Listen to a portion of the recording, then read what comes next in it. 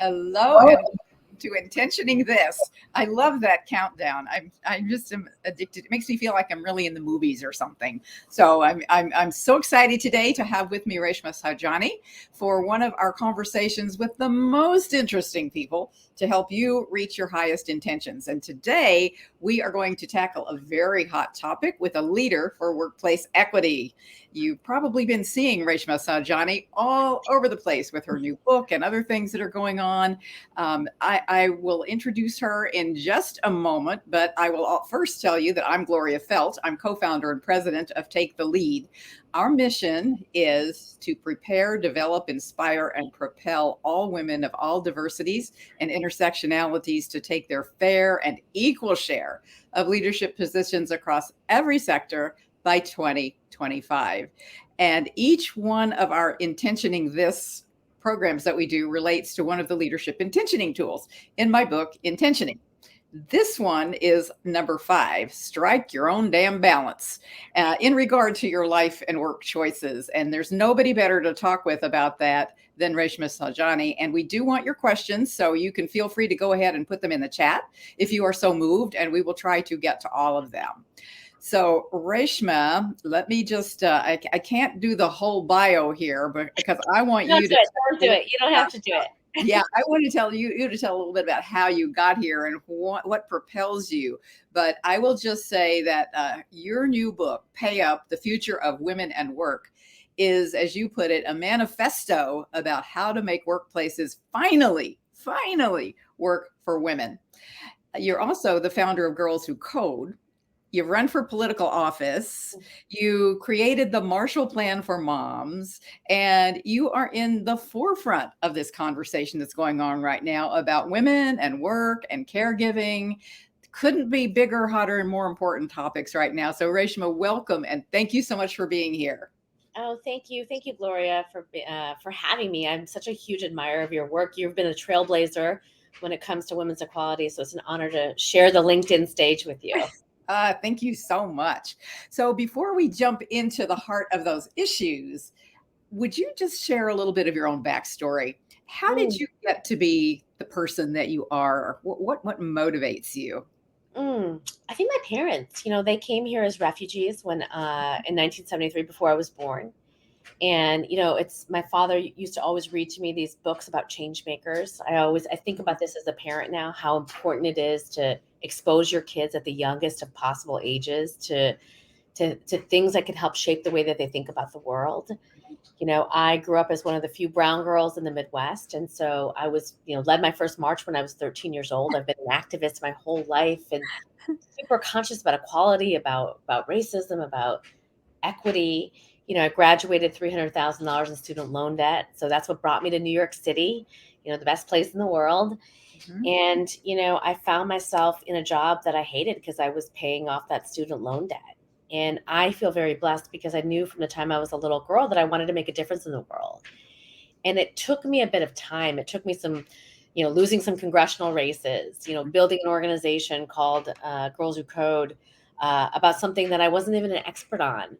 And now building the Marshall Plan for Moms to kind of really figure out like what I was put on this earth to really do. Well, we all have those kinds of journeys. I'm really eager to know what march did you lead when you were 13 years old? What was the subject of it?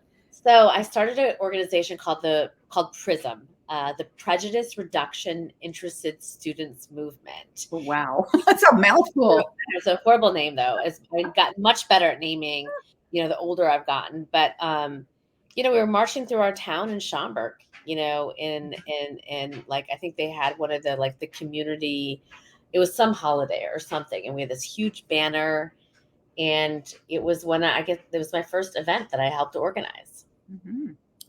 Wow. Well, it is all about organizing, and you've certainly done so much of that. What motivated you to start Girls with Code? Because you just said it was a topic you didn't know anything about. What caused you to do that? So Gloria, it was 2010, and tech was starting to boom, and so it was like the beginning of Facebook and Instagram and Twitter, and I was noticing like all these tech companies were being created by men, where the consumer base was female. And then I remember, as a candidate, you go to a lot of schools. And I would go into computer science classes and robotics labs here in New York City, and there'd just be lines and lines and lines of boys. And because I wasn't a computer programmer, I was like, wait, where are the girls? Why is there a gender gap here? And when I lost a congressional race, I said, no, I'm not going back to the private sector. But of all the problems that I saw while I was running for office, what's the one that moved me that I want to solve? And I kept thinking about those classrooms. And that's what inspired me to start Girls Who Code. And listen, I didn't like just wake up and start an organization.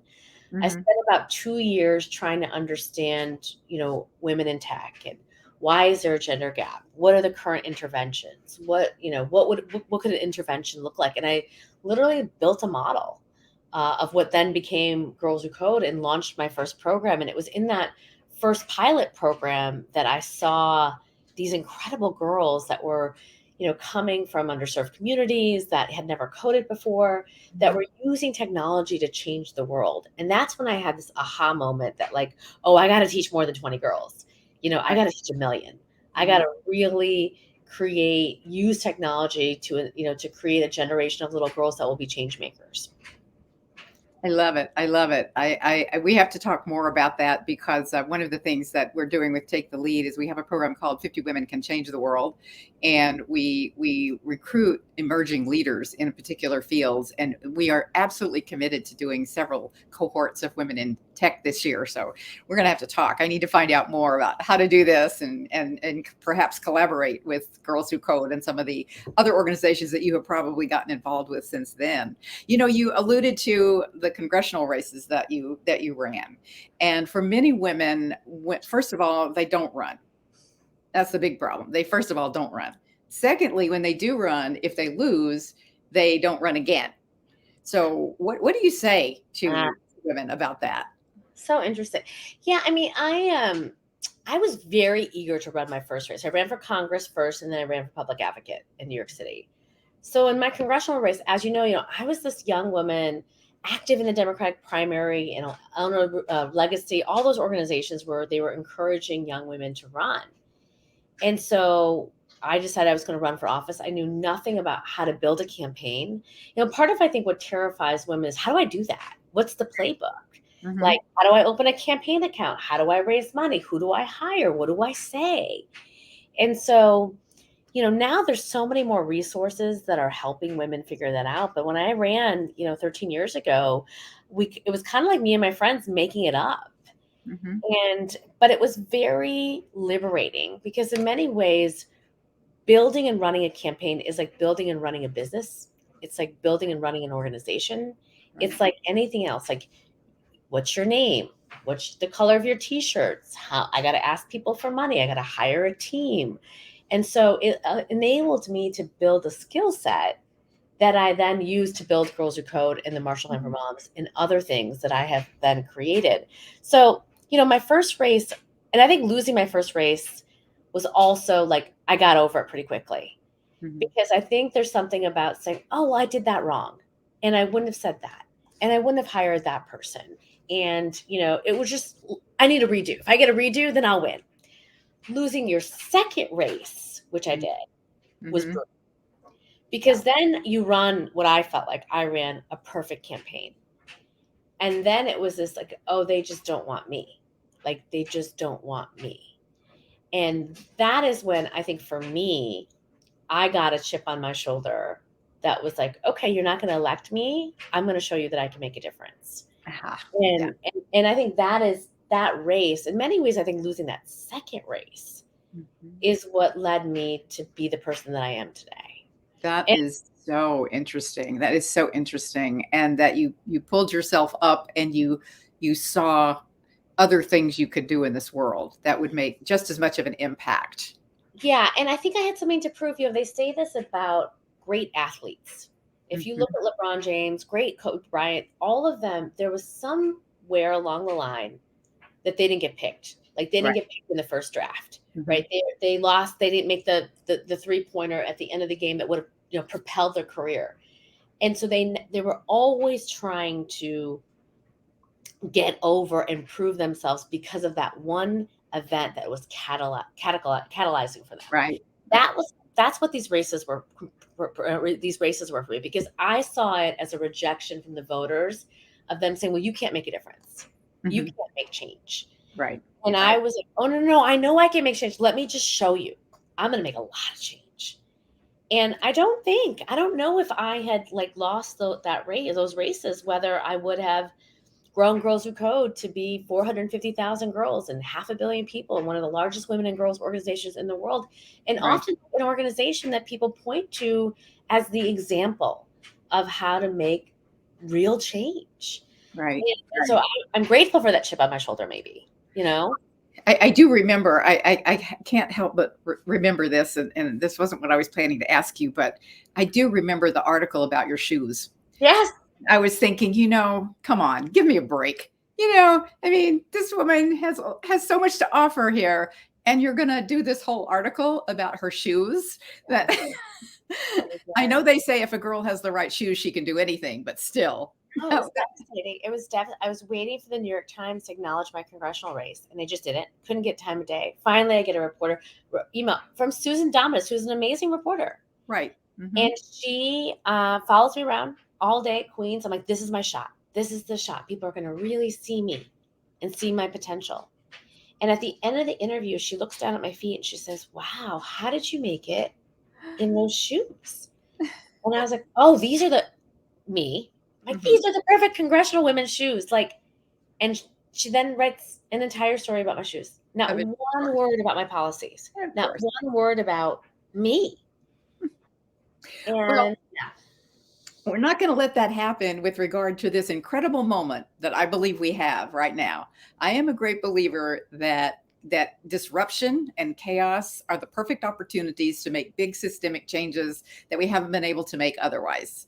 And you have now written this cataclysmic book about how mothers have had to downshift their careers, and the pandemic caused so many. And I hate it when people say working mothers, because I mean all mothers are working, we're all right? right. All mothers are working, but so many women had to downshift their careers, and you're seeing this as the time when we can make this big systemic change. So talk about that.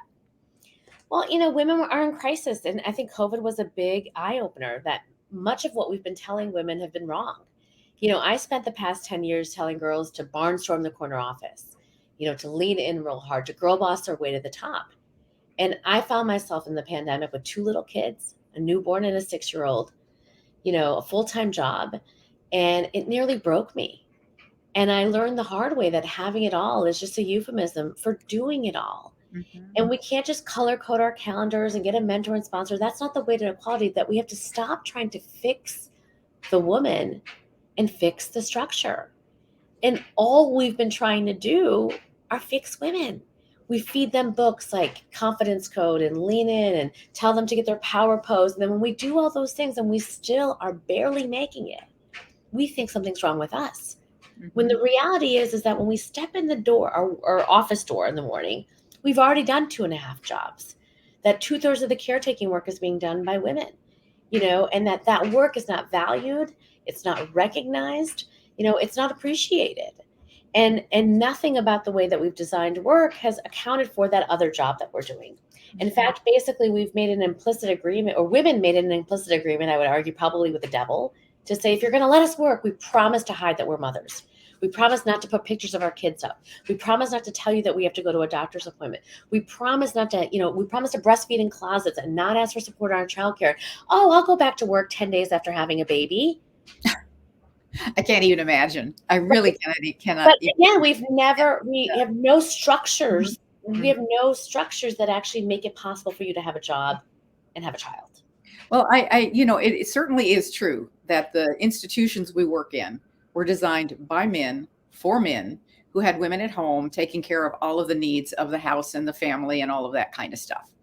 But that having been said, I do want to ask you the question, why moms? What about the men? Why are you focusing on moms when it needs to change for men and women both? Well, because it's not about the care work, is it? Like when we see it's about mothers doing care work, and it's not even about gender. Mhm. What's interesting, the pay gap is not the largest pay gap is between childless women and mothers. And in fact, there's an article, right, that in 22 states, millennial women, childless women, are making more than men. Mhm. So there is no pay gap. There is no gender pay gap. There's a motherhood pay gap. And it's also that we don't discriminate against the care work. I mean, ask any mom. When Tom says, I gotta leave a meeting and I gotta go pick up Sue, everyone says, you're such a great dad. Watch my husband walk down the street with our son or post it on Instagram. He'll get 600 likes. Gosh, you're a wonderful father. And in fact, that's why you have the fatherhood premium. Fathers get more promotions, more Mhm. increases Mhm. the minute that they become a dad. So we don't have a problem with the care work either. Mhm. We don't have a problem with women, and we don't have a problem with care work. We have a problem with mothers. Mhm. And by failing to call it for what it is, I think that we failed to solve the problem. And I say this, I think, as somewhat of an expert on this topic, in the sense of that, when I started Girls Who Code, people said to me, well, what about the boys?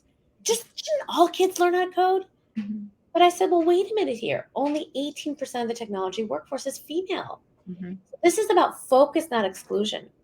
If we make it possible for girls to code, then everyone will code. Same thing about workplaces. Had we built workplaces for a woman of color that was a single mom, we would have built them for everyone. Mhm. But instead, we built them for the most privileged. We built them for a dad who has a stay at home partner, which is why this work day is 9 to 5 and the school day is 8 to 3, which is why we have after work drinks, which is why we keep it so damn cold in those offices. Everything about the way work is set up is for the dads. Right. Right. So, for those who may not know the history of the Marshall Plan, why did you choose that as the model? Talk about what it is and why that's your metaphor, and what would that model entail? The Yeah. Marshall. So again, I found myself as a mother with 2 kids, with an organization that had entire leadership team were working moms.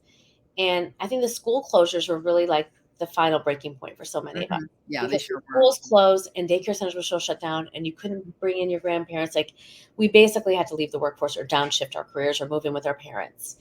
And so you saw millions of women, right, being pushed out of the workforce. And as you know, Gloria, when we started the 2020, women were 51% of the labor force. For the first time, we were flying our feminist flags high. And then we lost everything in 9 months. And I knew that you can't lose that many jobs that quickly and think it's an on and off switch. Mhm. So I was like, looking around, where's the plan? Is the president going to announce something? Is the governor going to announce something? Are CEOs going to say something? Like, that we've seen this massive exodus of women leaving the workforce, mostly women of color, and we need a plan. And the only thing I could think of was like World War II, Marshall Plan. It was this, bombed out cities, everything. We had lost so much talent, so much opportunity. And the private sector, the public sector came together with a 360 plan of how to fix things. And it felt like that's what we needed. We needed a Marshall Plan for moms. And that's what I called it. Shockingly, I didn't think that term, because it was a little nerdy, right, would resonate with anybody besides like me and my nerdy friends, but it did. And women understood what that meant, because they too felt like they needed a Marshall Plan for moms, that they needed help, that they needed someone to actually see them. Mhm. Well, to me, it reflects an entire systemic change. It really reflects an entire reframing, and I guess from my own research and from working with women and helping women to even see themselves as wanting top leadership roles. Because there are so many impediments to getting there. There are so many reasons why so many women say, why would I even want that? Because the culture is so unwelcoming to me. It's become increasingly obvious to me that we have to aim for a complete cultural shift. And again, I think it's not that anyone started out intentionally to Yeah. create the kind of problem that we have, but as they say, the solution to the problem always changes the problem. And the solution to so many problems was to educate women, to enable women to enter the workforce, to give women equal opportunities for leadership or to be in whatever profession they wanted. And then, oops, we encountered all of the reasons why it's so hard for women to do that. Yeah, and I think the pandemic was an eye opener, not because it shifted things, but it exposed what was in front in fair sight. I mean, the thing is, Gloria, I was reminded of this, 72% of valedictorians are girls. Mhm. 57% of those getting their college degrees are women. The Mhm. majority of getting their master's degrees and their PhDs are women. So this has not been happening for a year or two. This has been happening for like 30 years, right? Right. Mhm. So we have to ask ourselves right now in this moment where we get to get a redo of like, this has never been about us, meaning it's never been about our ability to perform or our ability to basically compete or Mhm. our intelligence or again, it's never been about that. It's been about that. So, the pipeline, when we enter it, is rich, is equal, is even more equal, right? But then when you become a mother, around 35, it is when everything goes like this. And so we have to, and I don't, you are, much more of a historian than I am, why we feel like, why we've been reluctant to name it around motherhood, I don't understand. Because that seems to be the thing that happens Mhm. that then shifts everything. And for some women, it's not even like becoming a mom, it's thinking about being a mom. You'll be working at a place where I think I want to have kids. This is not the place where I should be to have kids, or this is not the job that I should be to have kids, because we implicitly know that we're going to be discriminated against. So I wonder what the world would look like. I wonder what the triangle would look like if we basically created structures that didn't make you feel like you had to choose. And Okay. you feel like that, I mean, we came in, we're like, I could be a dad and be the boss. Absolutely. I mean, so can we deconstruct for a moment? I mean, the other part of that leadership intentioning tool, strike your own damn balance, is don't listen to the man behind the curtain telling you you're not supposed to be happy. Because I think there is such a cultural narrative telling women that you can't have it all. You can't be happy. You're not supposed to be happy. You're not supposed to be able to be a mom and have a relationship and have a great career all at the same time. Can we just deconstruct that for a moment? I mean, how would you reconstruct how women are being told about their future? I think you're right. I think all that language of like, even imposter syndrome. I'm like, can we just stop saying that word? Mhm. Like it doesn't. It's a manufacture. It's manufactured. Even this whole point about like this is why I talk about in my book, the need to create tangible boundaries, because some of this stuff is stuff that we can actually do, right? Mhm. And some of this stuff is stuff that we can actually ask for. It's what you just said right now, which really struck me, is like when I've probably talked to 5,000-6,000 women over the past 3 or 4 weeks. And sometimes when I have this talk, they all look at me and they're staring at me. And I'm like, you think I'm crazy, don't you? Because I'm used to talking to girls. I'm used to talking to young women about being brave, and everyone's, like, and now everyone's, and I know what they're thinking. They're thinking, you're talking fantasy, Reshma. Mm. And I feel, I'm just like, no, this is real. Like, you have the power and the leverage in Mhm. this middle of this great resignation with 11 million jobs to ask for what you need. So if you want to go home at 3, you probably can in this moment. If you want to work from home, if you want to not start your day till 10, if you want to, you know what I mean? If you want your employer to start thinking about subsidizing childcare, we can ask for these things. We can. And I do think that young women without children are an incredible example of this. The reason why that salary has increased dramatically in a span of a couple of months is because they went and they said, I'd like 50% more and your office, please. Thank you. And they got it. Mhm. IVF is another example of that. Mhm. 5 years ago, nobody was paying for IVF. But Mhm. what happened? Young women and young men started going into these interviews and saying, what's your fertility benefits? Right. And the HR, this, right? HR companies got asked to it. And they said, oh, we want to be competitive. We better ask. We got to do the same. We got to walk. What's your childcare benefits? Mhm. How Mhm. many men in this place actually are allowed to take parental leave? What's your flexibility options? Do you still have a motherhood penalty? How do you evaluate? Like, see what I'm saying? So like, we have this massive opportunity to go and not just us and our allies, to start asking for what we need. But we've been so beaten down. We've been so socialized by the culture to believe that it's one or the other that we've bought into it. We're not crazy, because there are real, again, structural impediments, but we also can change our future. Right. Right. Well, and I think that just in and of itself is one of the most important messages in your book and in all the things that you say, which is that things are not inevitable. people, we can change things.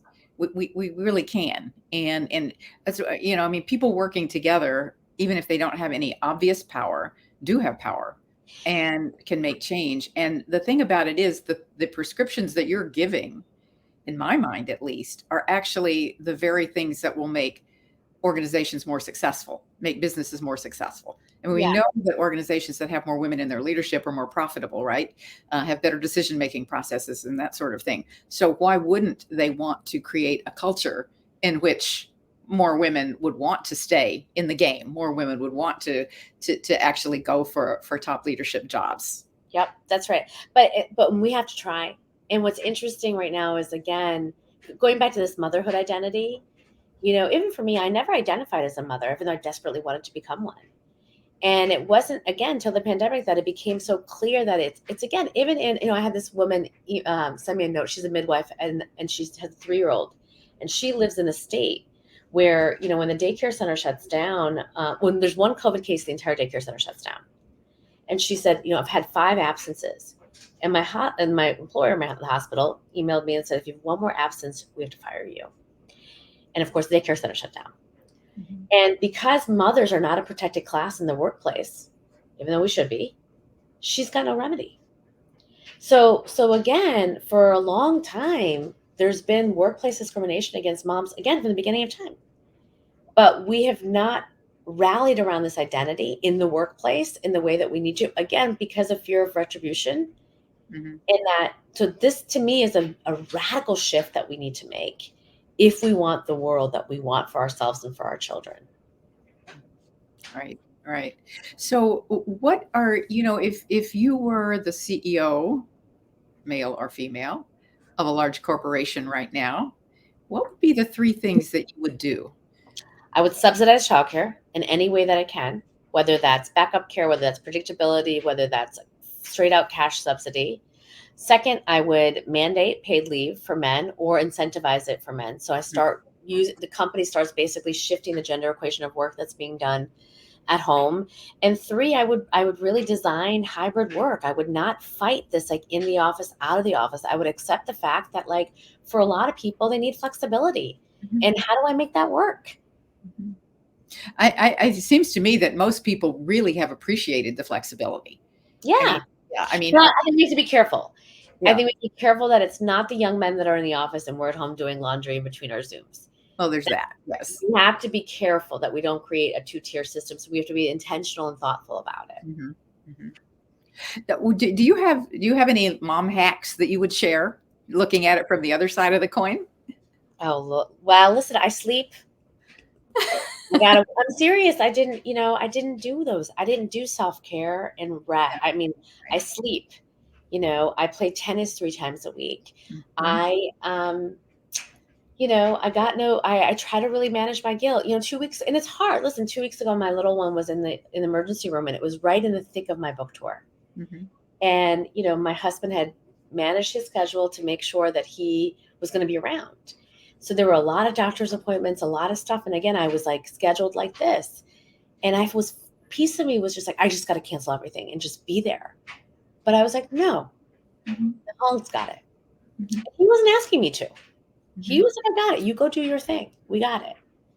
And so part of it, again, is this reminder, right, of like harking the guilt. Mm-hmm. And basically, like, in my own life, creating the world that I want to create, mm-hmm. That I want to see.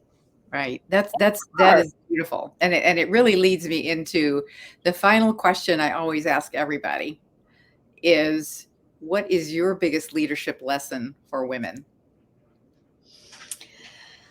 My biggest leadership lesson is to just,